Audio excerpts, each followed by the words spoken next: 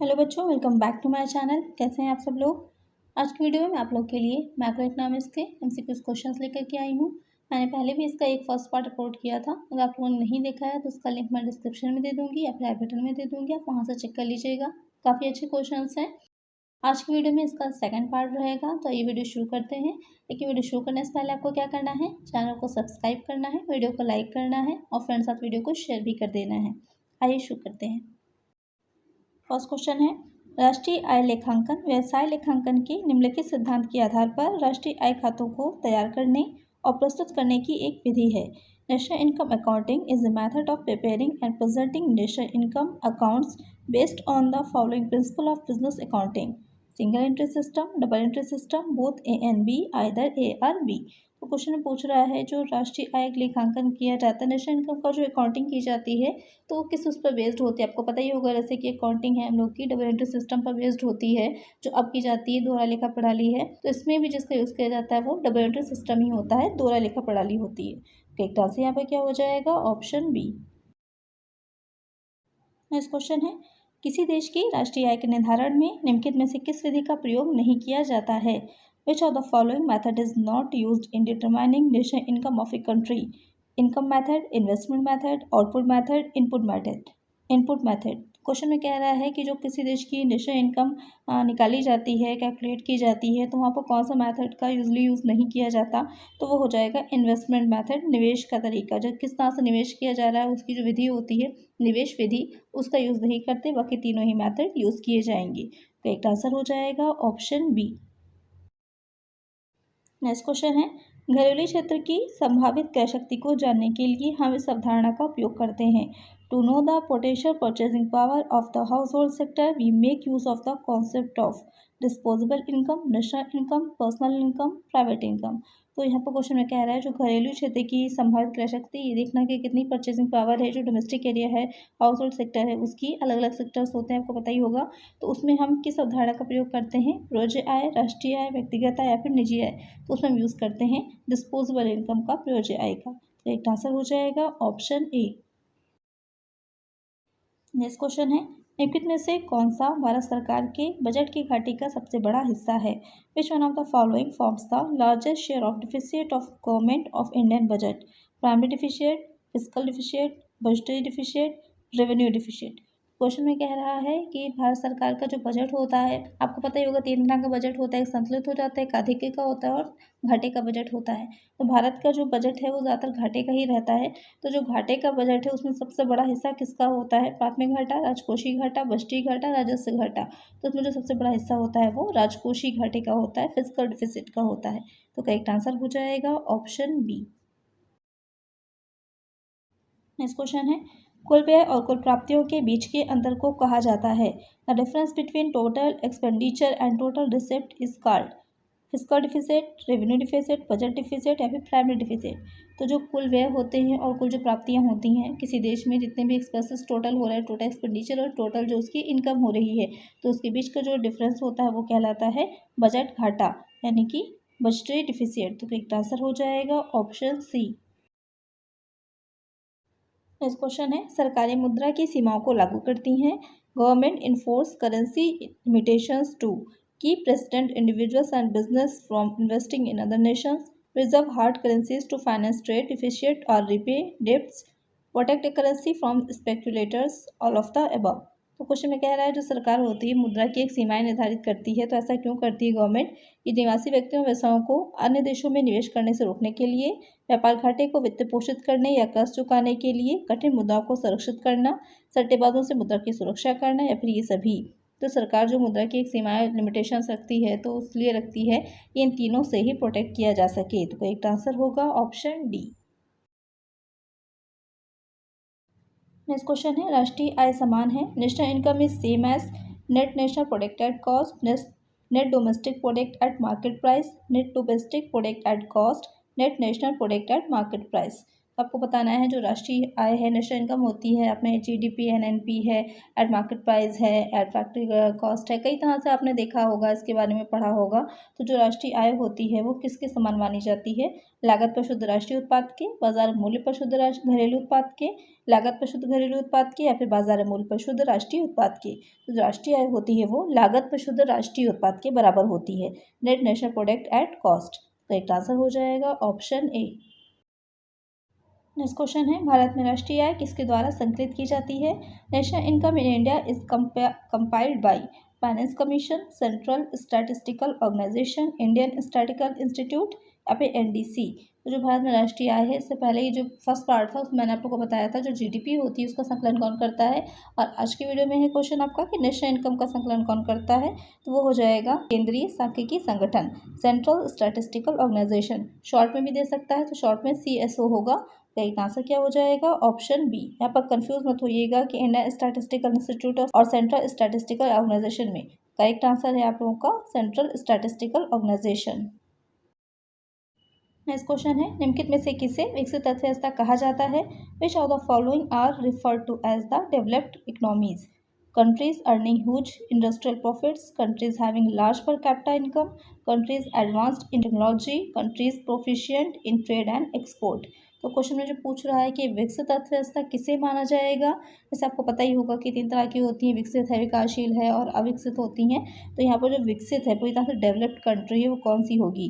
भारी औद्योगिक मुनाफा कमाने वाले देश, जहाँ पर इंडस्ट्रियल एरिया काफ़ी फैला हुआ है और काफ़ी उनको प्रॉफिट मिल रहा है।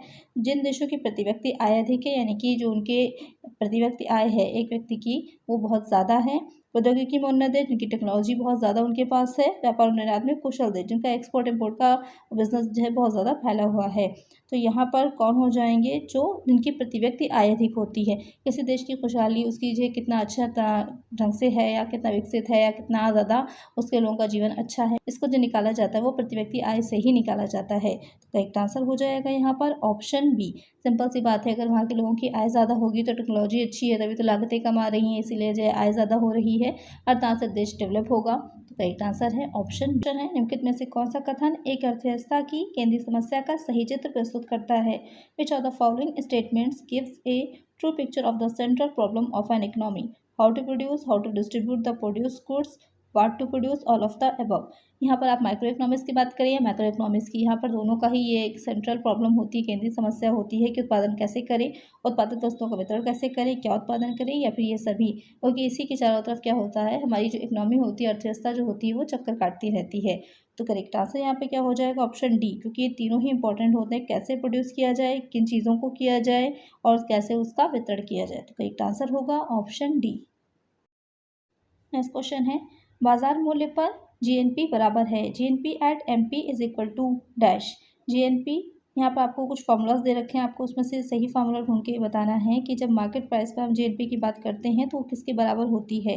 तो यहाँ पर जो फॉर्मूलाज दे रखे हैं उसमें से जो करेक्ट आंसर होगा वो हो जाएगा GDP market price minus depreciation. जब हम जीडीपी में से जो डिप्रिसिएशन होता है उसको घटा देते हैं तो वो हमारा वहाँ पर क्या निकल के आ जाता है? जीएनपी। लेकिन ध्यान रखिएगा, जीडीपी कौन सी होगी? जो मार्केट प्राइस पे होगी, और आपको उसमें से डिप्रिसिएशन लेस करना है। राइट आंसर यहाँ पे क्या हो जाएगा? ऑप्शन ए।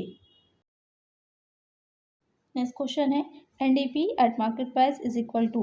यहाँ पर आपको बताना है कि जो एनडीपी होती है, नेट डोमेस्टिक प्रोडक्शन, जो है वो मार्केट प्राइस पर किसके बराबर होता है। यहाँ पर भी कुछ आपको फार्मूलाज दे रखे हैं, इस फार्मूलाज को अच्छे से देख लीजिएगा, याद कर लीजिएगा, और भी जो फार्मूलाज हैं आगे की वीडियोज़ में भी मैं लाती रहूँगी, उनको लिख भी लीजिएगा, क्योंकि काफ़ी इंपॉर्टेंट है, एग्जाम में से एक ना एक क्वेश्चन आपका ज़रूर पूछा जाएगा। तो यहाँ पर जो मार्केट प्राइस पर एनडीपी जो होती है किसके बराबर होती है, आपको ये बताना है, जीडीपी एट एमपी माइनस मूल्यह्रास यानी कि डिप्रिसिएशन लेस कर दीजिए। GDP at factory cost plus हो जाएगी net factor income from abroad, यानी कि विदेशों से जो शुद्ध कारक आय है उसको जोड़ लिया जाएगा। एनएनपी में आपको नेट एंड डायरेक्ट टैक्सेस यानी कि जो अप्रत्यक्ष कर है उसको ऐड कर लिया जाएगा, या फिर ये सभी फार्मूला सही होंगे। तो यहाँ पर जो सही करेक्ट फार्मूला है वो हो जाएगा GDP at market price minus depreciation. जब आप जीडीपी जो मार्केट प्राइस पर होगी उसमें से डिप्रिसिएशन को घटा देंगे तो आपका एनडीपी निकल आएगा। एक आंसर हो जाएगा ऑप्शन ए। नेक्स्ट क्वेश्चन है राष्ट्रीय आय है national income is the net national product at market price, net national product eight factor cost, net domestic product at market price, net domestic product eight factor cost. तो question पूछा है कि national income जो है वो क्या होती है। तो नेशनल इनकम हो जाती है जो कारक लागत होती है उस पर शुद्ध राष्ट्रीय उत्पाद, कारक लागत यानी फैक्टर कॉस्ट जो होती है उस पर शुद्ध राष्ट्रीय उत्पाद एनएनपी की यहाँ पर बात हो रही है। तो एक आंसर क्या हो जाएगा, ऑप्शन बी। नेक्स्ट क्वेश्चन है विदेशों में काम करने वाले भारतीयों की आय किसका हिस्सा होती है। The incomes of Indians working abroad are a part of domestic income of India, income earn from abroad, net domestic product of India, gross domestic product of India. तो क्वेश्चन में कह रहा है कि जो विदेशों में लोग काम कर रहे हैं उनकी जो इनकम होती है उसे किस में ऐड किया जाता है, भारत की घरेलू आय में, विदेश से अर्जित आय में, भारत का शुद्ध घरेलू उत्पाद में, भारत का सकल घरेलू उत्पाद में। तो उसे ऐड किया जाता है भारत के शुद्ध घरेलू उत्पाद में, net domestic product of India. तो एक आंसर क्या हो जाएगा, ऑप्शन सी। नेक्स्ट क्वेश्चन है प्रति व्यक्ति आय है पर capita income is dash, net national product upon total population, total population upon national income, gross national product upon total population, national income upon personal income. तो question पूछ रहा है जो प्रति व्यक्ति आय निकाली जाती है तो उसका फॉर्मूला क्या होता है, एक्जैक्टली ये पूछा है आपसे कि शुद्ध राष्ट्रीय उत्पाद अपॉन कुल जनसंख्या अपॉन राष्ट्रीय आय, सकल राष्ट्रीय उत्पाद अपॉन कुल जनसंख्या, राष्ट्रीय आय अपॉन व्यक्तिगत आय। तो जो प्रति व्यक्ति आय होती है उसको निकालने का जो फॉर्मूला होता है तो net national product upon total population, जितनी टोटल पॉपुलेशन है कुल जनसंख्या उससे हम डिवाइड कर देते हैं किसको, जो शुद्ध राष्ट्रीय उत्पाद एनएनपी जो होता है उसको। तो एक आंसर क्या हो जाएगा, ऑप्शन ए। नेक्स्ट क्वेश्चन है किसी दी गई अवधि के लिए देश की राष्ट्रीय आय डैश के बराबर होती है। The national income of country for a given period is equal to the dash, total value of goods and services produced by the nationals, sum of total consumptions and investment expenditure, sum of personal income of all individuals, money values of final goods and services produced। तो question में कह रहा है कि किसी एक दी हुई अवधि में जो राष्ट्रीय आय होती है देश की वो किसके बराबर होती है। नागरिकों द्वारा उत्पादित वस्तुओं और सेवाओं का कुल मूल्य, कुल खपत और निवेश व्यय का योग, सभी व्यक्तियों की व्यक्तिगत आय का योग, उत्पादित अंतिम वस्तुओं और सेवाओं का मौद्रिक मूल्य। तो क्वेश्चन में जो पूछ रहा है कि किसी देश की किसी अवधि में, कोई वर्ष हो सकता है, इतनी भी अवधि दे रखी होगी तो उसमें जो देश की राष्ट्रीय आय होती है, जो टोटल नेशनल इनकम होती है वो किसका होती है। एक तरह से समझ डेफिनेशन ही पूछ रहा है यहाँ पर आपसे, हाँ फॉर्मूला नहीं पूछ रहा, डेफिनेशन की बात हो रही है। तो वो हो जाती है कि अंतिम रूप से जितनी भी वस्तुएं उत्पादित हुई होती हैं और सेवाएं उनका मौद्रिक मूल्य, यहाँ पर वस्तु और सेवा दोनों को शामिल किया जाता है, उनका मौद्रिक मूल्य ही होता है राष्ट्रीय आय के बराबर। तो करेक्ट आंसर यहाँ पर हो जाएगा ऑप्शन डी। नेक्स्ट क्वेश्चन है निम्नलिखित में से कौन सा संयोजन गलत है, which one of the following combinations is incorrect. यहाँ पर कुछ फार्मूलाज दे रखे हैं, आपको ये बताना है इसमें से कौन सा फार्मूला गलत है। NDP is equal to GDP minus depreciation, GDP is equal to GDP plus indirect tax minus subsidy, GDP is equal to GDP minus indirect tax minus subsidy, NDP is equal to GDP minus depression. तो question में आपसे पूछा है कि कौन सा जो combination है वो गलत दे रखा है। तो इसका आंसर आप लोग मुझे कमेंट करिएगा, मैं नेक्स्ट वीडियो में बताऊंगी कि इसका करेक्ट आंसर क्या है। आप लोग को इस तरह से तैयार हो जाएगा कि इसके फॉर्मूलाज क्या होते हैं। अगर आप लोग को चाहिए कि इन सारी जीडीपी एनएनपी है, अलग अलग factory cost per, market price पर, सबके फॉर्मूलाज क्या होते हैं, तो इसकी एक अलग से वीडियो भी मैं ले आऊँगी आप लोग के लिए, तो आप लोग को अच्छे से समझ में आ जाएगा। तो मुझे कमेंट कर दीजिएगा कमेंट बॉक्स में अगर आप लोग को इस तरह की वीडियो चाहिए है तो। यहाँ पर इसका करेक्ट आंसर क्या है या कौन सा कॉम्बिनेशन गलत है आप लोग मुझे कमेंट करिएगा। मैं नेक्स्ट वीडियो में जिन बच्चों के करेक्ट आंसर है उन लोग के नाम भी बताऊंगी। चलिए नेक्स्ट क्वेश्चन पे चलते हैं। नेक्स्ट क्वेश्चन है वास्तविक सकल घरेलू उत्पाद को मापा जाता है, real gross domestic product is measured eight. जो जीडीपी होती है उसकी फुल फॉर्म आपको पता ही होगी, ग्रॉस डोमेस्टिक प्रोडक्ट होता है, शॉर्ट में जीडीपी भी लिखा हो सकता है। अगर फुल फॉर्म पूछे तो ग्रॉस डोमेस्टिक प्रोडक्ट हो जाएगा। तो उसका जो मापा जाता है तो किस कीमतों पर मापा जाता है, करंट प्राइजेस पर, कांस्टेंट प्राइजेस पर, एवरेज प्राइजेस पर, या फिर नन ऑफ दीज। उसको जो मापा जाता है वो जो कांस्टेंट प्राइजेस होते हैं उन पर मापा जाता है। तो करेक्ट आंसर होगा ऑप्शन बी। नेक्स्ट क्वेश्चन है निम्नलिखित में से किस सूचक के आधार पर व्यक्ति की जीवन शैली के मानक की पहचान की जा सकती है। On the basis of which of the following indicator the life style standard of person can be identified, gross domestic income, net national income, पर capita income, disposable personal income. तो क्वेश्चन में जो पूछ रहा है कि जो आपके दे रखे हैं कि अलग अलग तरह के इंडेक्स जो निकाले जाते हैं तो किसके बेसिस के पर हम ये देखते हैं कि जो एक व्यक्ति का लाइफ स्टाइल स्टैंडर्ड है वो किस तरह का है। वो कि आपको पता ही होगा कि उसी के बेसिस पे ये पता चलता है कि वो राष्ट्र कैसा है, विकसित है, अविकसित है, विकासशील है, सकल घरेलू आय, शुद्ध राष्ट्रीय आय, प्रति व्यक्ति आय या फिर डिस्पोजेबल व्यक्तिगत आय। तो आपको पता ही होगा इसका करेक्ट आंसर क्या हो जाएगा, पर कैपिटा इनकम, प्रति व्यक्ति आय। करेक्ट आंसर हो जाएगा ऑप्शन सी। आज की वीडियो में इतना ही, मिलते हैं नेक्स्ट वीडियो में कुछ और नए क्वेश्चंस के साथ। अगर वीडियो अच्छी लगी है तो लाइक ज़रूर करिएगा, अगर चैनल को सब्सक्राइब नहीं किया है तो सब्सक्राइब भी करिएगा और फ्रेंड्स के साथ शेयर भी कर दीजिएगा। मिलते हैं नेक्स्ट वीडियो में। Thank you.